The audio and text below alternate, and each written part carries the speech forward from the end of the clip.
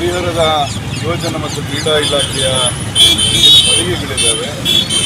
ಈ ಮಳಿಗೆ ಸರಿಯಾಗಿ ಆಗಿಲ್ಲ, ಇದು ಕಾನೂನುಬದ್ಧವಾದಂಥ ಹರಾಜು ಪ್ರಕ್ರಿಯೆ ಆಗಬೇಕು.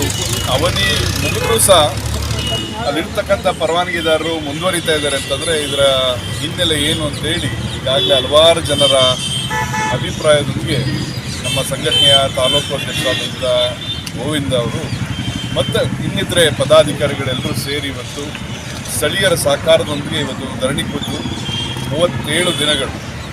ಈ 37 ದಿನಗಳಲ್ಲಿ ನಮ್ಮ ತಾಲೂಕು ಅಥವಾ ಜಿಲ್ಲಾಡಳಿತ ದಿನನಿತ್ಯ ಪತ್ರಿಕೆಗಳನ್ನು ಅಥವಾ ಸಾಮಾಜಿಕ ಜಾಲತಾಣಗಳನ್ನು ಗಮನಿಸಿಲ್ಲ ಅಂತ ಅನ್ಸ್ಕೊಂಡು ಖುದ್ದಾಗಿ ಭೇಟಿ ಮಾಡಿ ಮನವಿ ಸಲ್ಲಿಸಿದ್ರು ಸಹ ಸಂಬಂಧಪಟ್ಟಂಥ ಅಧಿಕಾರಿಗಳು ಅದಕ್ಕೆ ಪ್ರತಿಕ್ರಿಯೆ ಕೊಡುವಂಥದ್ರಲ್ಲಿ ವಿಳಂಬ ಮಾಡಿರ್ತಕ್ಕಂಥದ್ದು ಮೇಲ್ನೋಟಕ್ಕೆ ಗೊತ್ತಾಗ್ತದೆ. ನೋಡಿದ್ರೆ ನಮ್ಮ ಸ್ಥಳೀಯರ್ತಕ್ಕಂಥ ಪ್ರತಿಭಟನೆಗೆ ಬೆಂಬಲಿಸುವಂಥ ಸ್ನೇಹಿತರು ಹೇಳ್ತಿದ್ರು, ಇದು ಆಡಳಿತದ ವೈಫಲ್ಯ ಎಷ್ಟು ಕಾಣ್ತಾ ಇದೆ ಮತ್ತು ಇಲ್ಲಿರ್ತಕ್ಕಂಥ ವ್ಯವಸ್ಥೆ ಯಾವ ಹಂತಕ್ಕೆ ತಲುಪಿದೆ ಅಂತೇಳಿ. ನಾನು ಒಂದನ್ನು ಕೇಳಬಲ್ಲೆ, ಇಲಾಖೆ ಈ ರೀತಿಯ ಸಂಘಟನೆಗಳು ನಮ್ಮದೊಂದೇ ಸಂಘಟನೆ ಅಲ್ಲ, ನಾಡಿನುದ್ದಗಲಕ್ಕೂ ಅನೇಕ ಸಂಘಟನೆಗಳಿದ್ದಾವೆ. ಈ ಸಂಘಟನೆಗಳ ಮಹತ್ವ ಏನು, ಸಂಘಟನೆಗಳ ಪ್ರಭಾವ ಏನು ಅಂತ ತಿಳುವಳಿಕೆ ಇದ್ದರೂ ಅಥವಾ ಮಾಧ್ಯಮಗಳ ಅರಿವಿದ್ರೂ ಸಹ ಇವತ್ತು ಮಾಧ್ಯಮಗಳಲ್ಲಿ ಸುದ್ದಿ ಬಿತ್ತರಾದರೂ ಸಹ ಇನ್ನೂ ಎಚ್ಚೆತ್ತುಕೊಳ್ಳಲಿಕ್ಕೆ ಮೀನಾಮೇಷ ಎಣಿಸ್ತಾ ಇದ್ದಾರೆ. ಇಷ್ಟು ತಡವಾಗಿ ಪ್ರತಿಕ್ರಿಯೆಗಳನ್ನ ಕೊಡ್ತಾರೆ, ಇಲ್ಲ ಸ್ಪಂದಿಸ್ತೀವಿ ಅಂತ ಹೇಳ್ತಾರೆ. ಮತ್ತೊಂದು ಕಡೆ ಮೇಲಂತದ ಅಧಿಕಾರಿಗಳು ಅಂದರೆ ಜಿಲ್ಲಾಧಿಕಾರಿಗಳು ಅದು ಯಾವ ರೀತಿಯಲ್ಲಿ ಅವನೊಗಿಸಿ ಹೇಳಿದ್ರೋ ಗೊತ್ತಿಲ್ಲ, ಅವರ ಮಾತನ್ನು ಅವರ ಹೇಳಿಕೆಯನ್ನು ಖಂಡಿಸ್ತಾರೆ. ಒಬ್ಬ ಹೋರಾಟಗಾರನ ಹತ್ತಿಕ್ಕುವಂಥ ಹೇಳಿಕೆಗಳು, ಇವನ ಮೇಲೆ ವಾಚ್ ಇಡ್ರಿ, ರೌಡಿ ಶೀಟ್ರನ್ನ ತೆಗೀರಿ, ನೋಡ್ರಿ ಇವರು ಪೊಲೀಸ್ನವ್ರಿಗೆ ಅಂತ ಹೇಳಿ ಇವನ ಮೇಲೆ ಒಂದು FIR ಹಾಕಿ ಅನ್ನುವಂಥ ಮಟ್ಟಕ್ಕೆ ಹೋಗ್ತಾರೆ ಅಂತಂದರೆ, ಸ್ವಾಮಿ ಜಿಲ್ಲಾಧಿಕಾರಿಗಳೇ, ನಾವು ತಮಗೇನು ಭಯಪಡಿಸ್ತಾ ಇಲ್ಲ.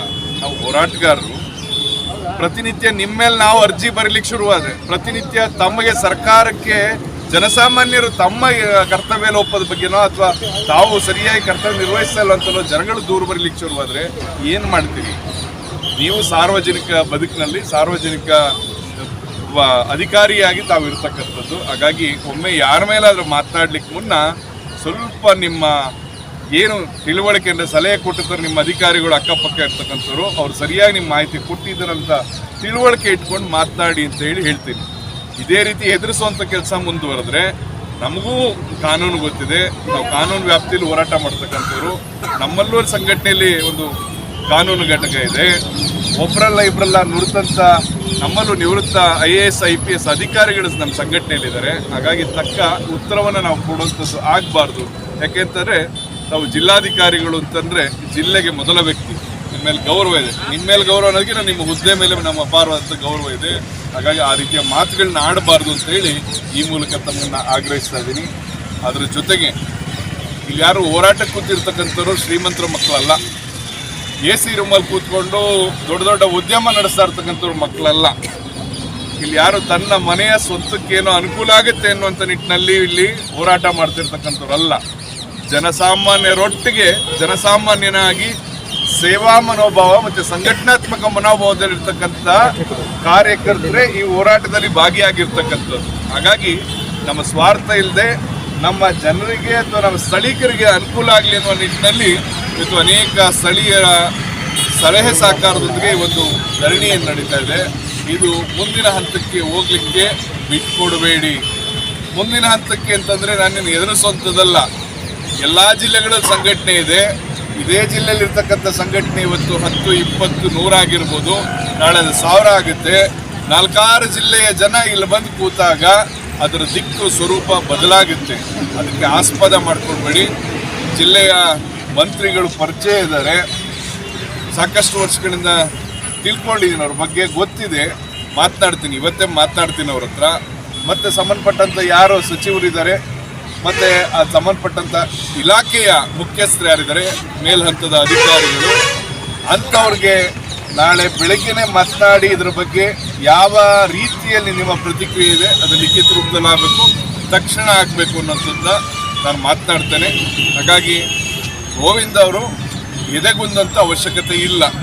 ಇಡೀ ಜಯ ಕರ್ನಾಟಕ ಸಂಘಟನೆಯಲ್ಲಿ ಜಯ ಕರ್ನಾಟಕದ ಗೋವಿಂದ ಅಂತ ಅಂದರೆ ಅದು ಹರಿಹರ ಗೋವಿಂದ ಅಂತ ಪ್ರತಿಯೊಬ್ಬ ಕಾರ್ಯಕರ್ತರಿಗೆ ನಾಯಕರುಗಳಿಗೆ ಗೊತ್ತಿದೆ. ಯಾಕೆಂತಂದರೆ ಅವನು ತುಂಬ ವರ್ಷಗಳಿಂದ ನಮ್ಮ ಸಂಘಟನೆಯಲ್ಲಿ ಹೋರಾಟದ ಮನೋಭಾವದಿಂದಲೇ ಬಂದಿದ್ದಾನೆ. ಯಾರು ಎಷ್ಟೇ ತೊಂದರೆ ಕೊಟ್ಟರು ಸಹ, ನೀವು ಪೊಲೀಸ್ ಕಂಪ್ಲೇಂಟ್ ಕೊಟ್ಟರು ಸಹ ಅಥವಾ ಇನ್ನೊಂದು ಕೊಟ್ಟರು ಸಹ ಎದುರಿದಾಗೆ ಜನಸಾಮಾನ್ಯರೊಟ್ಟಿಗೆ ನಿಂತು ಕೆಲಸ ಮಾಡಿರ್ತಕ್ಕಂಥವ್ರು. ಅವನೇನು ದಡ್ಡ ಅಲ್ಲ, ಅವನು ವಯಸ್ಸಿನಲ್ಲಿ ಚಿಕ್ಕವನಿರ್ಬೋದು. ಏನಾರು ಮಾಡಬೇಕಾದ್ರೆ ಸ್ವಲ್ಪ ಬುದ್ಧಿವಂತರನ್ನ ತಿಳ್ಕೊಂಡು ಚರ್ಚೆ ಮಾಡಿಕೊಂಡು ಅಳೆದು ತೂಗಿಯೇ ಆ ಕೆಲಸಕ್ಕೆ ಕೈ ಇಡ್ತಕ್ಕಂಥ ಒಂದು ಪ್ರಜ್ಞೆ ಇರ್ತಕ್ಕಂಥವನು. ಹಾಗಾಗಿ ಎದುರಿಸುವಂಥ ಕೆಲಸ ಯಾರಿಂದಲೂ ಸಾಧ್ಯ ಇಲ್ಲ. ಎದುರ್ಕೊಳ್ಳೋಂಥ ಜಾಯಮಾನ ಜಯ ಕರ್ನಾಟಕ ಸಂಘಟನೆಗೆ ಇಲ್ಲ. ಆ ಕಾರಣಕ್ಕೆ ಇಷ್ಟನ್ನೇ ಹೇಳುವಲ್ಲೇ, ನಾವ್ಯಾವತ್ತೂ ನ್ಯಾಯಬದ್ಧವಾದ ಕಾನೂನಿನ ಹೋರಾಟಕ್ಕೆ, ಸಂವಿಧಾನಬದ್ಧ ಹೋರಾಟಕ್ಕೆ ಜಯ ಕರ್ನಾಟಕ ಸಂಘಟನೆ ಕಟಿಬದ್ಧವಾಗಿರುತ್ತೆ ಹೊರತು ಯಾರಿಗೂ ತೊಂದರೆ ಕೊಡ್ತಕ್ಕಂಥದ್ದು, ಇನ್ಯಾರಿಗೂ ಧಮಕಿ ಆಗ್ತಕ್ಕಂಥ ಕೆಲಸ ಜಯ ಕರ್ನಾಟಕ ಸಂಘಟನೆ ಇದುವರೆಗೂ ಮಾಡಿಲ್ಲ. ಹಾಗಾಗಿ ಯಾವುದೇ ರೀತಿಯಲ್ಲಿ ಏನು 2-3 ದಿನ ಅಂತ ಅವರೇ ಹೇಳಿದ್ದಾರೆ, ಆ 2ರಿಂದ 3 ದಿನದ ಒಳಗೆ ಏನೆಲ್ಲ ಆಗುತ್ತೆ ಅನ್ನೋದನ್ನ ಕಾದು ನೋಡೋಣ. ಯಾಕೆಂತಂದರೆ ಗೊತ್ತಿರ್ತಕ್ಕಂಥದ್ದೇ ಜಯ ಕರ್ನಾಟಕ ಸಂಘಟನೆ ಅರ್ಧಕ್ಕೆ ಕೈ ಬಿಡ್ತಕ್ಕಂಥ ಕೆಲಸ ಇಲ್ಲ. ಅದು ಹೋರಾಟ ಅಂತಂದಾಗ ಅದು ತಾರ್ಕಿಕ ಅಂತ್ಯಕ್ಕೆ ತೆಗೆದುಕೊಂಡು ಹೋಗುವಂಥದ್ದು ಜಯ ಕರ್ನಾಟಕ ಸಂಘಟನೆಯ ಉದ್ದೇಶ. ಆಮೇಲೆ ಇಲ್ಲಿ ಖರ್ಚು ವೆಚ್ಚ ಮತ್ತೊಂದು ಮಗದೊಂದು ಇಲ್ಲಿ ಏನು ಮಾಡ್ತಾ ಇದ್ದಾರೆ, ಯಾರದೋ ಅಂಶಕ್ಕೆ ಒಳಗಾಗಿದ್ದಾರೆ ಅಂತಕ್ಕಂಥ ಮಾತಿಲ್ಲ. ಅಂಥ ಸಂದರ್ಭ ಬಂದಾಗ ಖರ್ಚು ವೆಚ್ಚಗಳಿಗೆ ಜಯ ಕರ್ನಾಟಕ ಸಂಘಟನೆ ಗೋವಿಂದನೊಟ್ಟಿಗೆ ಇರುತ್ತೆ ಹೊರತು ಇನ್ನೊಬ್ಬರ ಹತ್ರ ಕೈ ಚಾಚುವಂಥ ಕೆಲಸಕ್ಕೆ ನಾವು ಬಿಟ್ಕೊಡುವಂಥದ್ದು ಇಲ್ಲ ಅನ್ನೋದನ್ನು ಸ್ಪಷ್ಟಪಡಿಸ್ತೇನೆ. ಹಾಗಾಗಿ ಯಾವುದೇ ರೀತಿಯ ನಮ್ಮ ಕಾರ್ಯಕರ್ತರು ಅಳುಕನ್ನು ಇಟ್ಕೊಳ್ಬೇಡಿ. ನಾವೆಲ್ಲರೂ ನೀವು ಒಟ್ಟಿಗಿದ್ದೇವೆ. ಇಡೀ ಜಯ ಕರ್ನಾಟಕ ಸಂಘಟನೆ ರಾಜ್ಯ ಸಮಿತಿ ಎಲ್ಲ ಜಿಲ್ಲಾ ಪದಾಧಿಕಾರಿ ನೀವು ಒಟ್ಟಿಗಿದ್ದಾರೆ. ಇನ್ನು ಮುಂದೆ ನಾಳೆಯಿಂದ ಪ್ರತಿ ಜಿಲ್ಲೆಯಿಂದ ಒಂದೊಂದು ತಂಡ ಬಂದು ನಿನಗೆ ಬೆಂಬಲಿಸುವಂಥ ಕೆಲಸ ಮಾಡುತ್ತೆ. 3 ದಿನದೊಳಗೆ ಅವರು ಅವಕಾಶ ಇವತ್ತು ಕೇಳಿದ್ದಾರೆ ಅಂದಮೇಲೆ ಇನ್ನು 2 ದಿನ ಕಾದು ನೋಡೋಣ. 2 ದಿನದೊಳಗೆ ಯಾವ ರೀತಿ ಸ್ವರೂಪ ತೆಗೆದುಕೊಳ್ಳೋದಕ್ಕೆ ಅವರೇ ಕಾರಣೀಕರ್ತರಾಗ್ತಾರೆ ಹೊರತು ಬೇರೆ ಇನ್ನೇ ಇಲ್ಲ. ಇದಕ್ಕೆ ಕಾನೂನು ರೀತಿಯ ಯಾವ ರೀತಿ ಇವರು ಹರಾಜು ಪ್ರಕ್ರಿಯೆಗೆ ಒಂದು ರೀತಿ ಚಾಲನೆ ಕೊಡುವಂಥದ್ದು, ಇನ್ನೊಂದು ಕಡೆ ಅವಧಿ ಮುಗಿದ್ರೂ ಸಹ ಇದ್ದಾರೆ ಅಂತಂದಾಗ ಇದರ ಆಳವನ್ನು ಸ್ವಲ್ಪ ಪರಮಾಲೋಚಿಸಿ ನಾವು ನೋಡಬೇಕಾಗಿತ್ತು. ಹಾಗಾಗಿ ನಾಳೆ ಆ ಸಂಬಂಧಪಟ್ಟಂಥ ಅಧಿಕಾರಿಗಳ ಹತ್ರ ಮಾತನಾಡಿ ನಾನೇ ಅದರ ಮಾಹಿತಿಯನ್ನು ಕೇಳ್ತೇನೆ.